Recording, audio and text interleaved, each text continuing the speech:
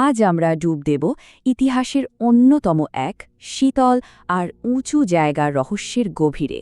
জমে থাকা লেক আর তার বুকের ভেতর ১২০০ বছরের একটা গোপন সত্যি লুকিয়ে আছে। এতটাই দুর্গম আর ভয়ঙ্কর সেই জায়গা যে শত শত বছর ধরে কেউ তার নাগাল পায়নি। এটা কোনো গল্প নয়, জায়গাটা আসলেই আছে আমাদের ভারতেই, সুউচ্চ হিমালয়ের বুকে ১৬,০০০ ফুটেরও বেশি উচ্চতায়। নাম তার রূপকুণ্ড, দ্য স্কেলেটন লেক, বা সোজা বাংলায় কঙ্কালের হ্রদ। তো চলুন শুরু করা যাক সেই আবিষ্কারের গল্প দিয়ে, যা এই ভুতুরে জায়গাকে গোটা দুনিয়ার সামনে নিয়ে এসেছিল। সালটা ছিল ১৯৪২। একজন ব্রিটিশ ফরেস্ট রেঞ্জার রোজকার মতোই টহল দিচ্ছিলেন। হঠাৎই তার চোখে পড়ল এক হাড় হিম করা দৃশ্য। বরফ জমা লেকের আশেপাশে ছড়িয়ে ছিটিয়ে আছে শয়ে শয়ে মানুষের কঙ্কাল।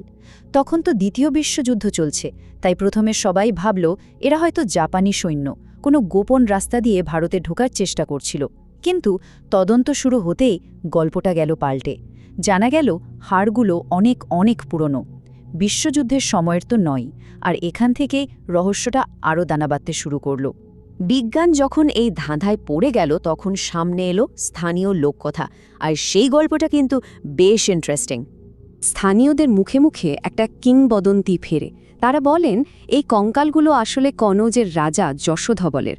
তিনি নাকি স্থানীয় দেবী নন্দা দেবীকে কোনো কারণে রাগিয়ে দিয়েছিলেন, আর তার ফলে দেবীর রোষে পড়তে হয়েছিল তাকে। গল্পটা হলো রাজা যশোধবল আর তার গর্ভবতী স্ত্রী যাচ্ছিলেন নন্দা দেবীর মন্দিরে তীর্থ করতে। কিন্তু একা নন, সঙ্গে ছিল বিশাল এক দলবল, নর্তকী, দাসদাসী, এলাহি কাণ্ড। তো সেই পবিত্র জায়গায় গিয়ে তারা আমোদ প্রমোদে মেতে ওঠেন, যা ওই স্থানের পবিত্রতা নষ্ট করে। আর এতেই দেবী নন্দা দেবী রেগে আগুন। তিনি এক ভয়ঙ্কর ঝড় পাঠান, এমন শিলাবৃষ্টি যার এক একটা শিলা ছিল নাকি লোহার মতো শক্ত। সবচেয়ে অবাক করা ব্যাপার কি জানেন?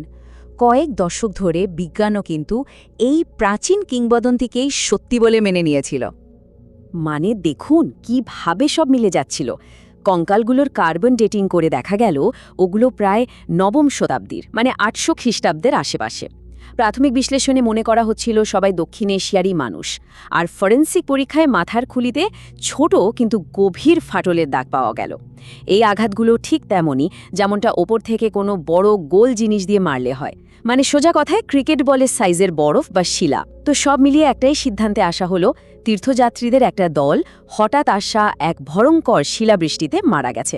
কেস ক্লোজড, মনে হচ্ছিল রহস্যের সমাধান হয়ে গেছে।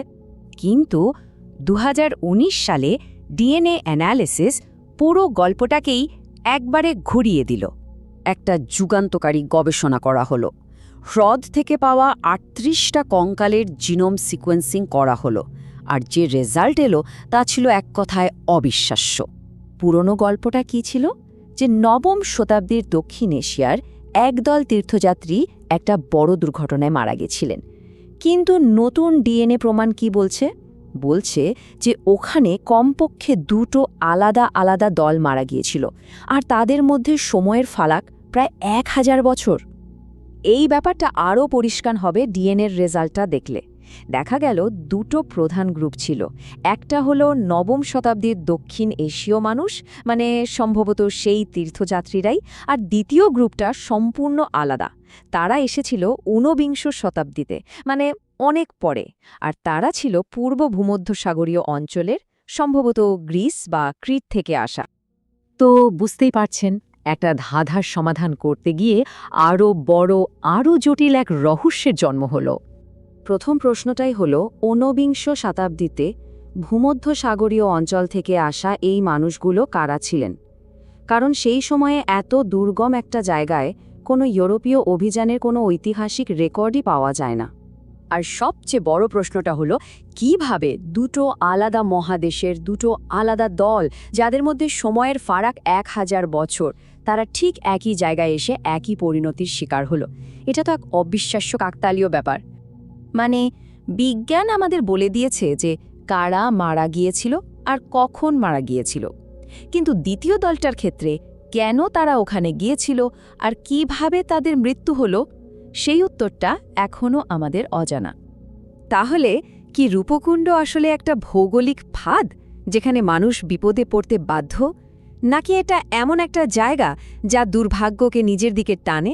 হয়তো আসল সত্যিটা যে কোনো কিংবদন্তির চেয়েও অনেক বেশি অদ্ভুত, আর এই ভুতুরে হ্রদ তার সব রহস্য কোনোদিনও সামনে আনবে কিনা সেটাই এখন দেখার।